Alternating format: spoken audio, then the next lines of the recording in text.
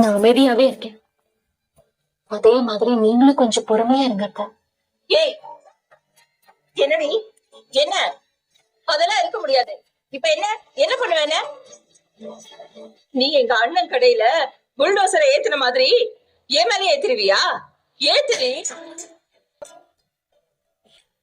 நீ பெரிய அதிகாரி, செஞ்சாலும் செஞ்சிருவமா. ஏய், இந்த பாரு, உன் புருஷன் அவ்வளவு பேசும்போது நீ வாய் மூடிட்டு நின்ன. இப்ப இதுக்கு வந்து அத்தை தொத்தான்னு பேசிட்டு இருக்க. ஏன் அவன் பேசும்போது உன்னால அவனை அமைதியா இருக்க வைக்க முடியல. ஆனா என்ன இப்ப அமைதியா இருன்ற எப்படிமா?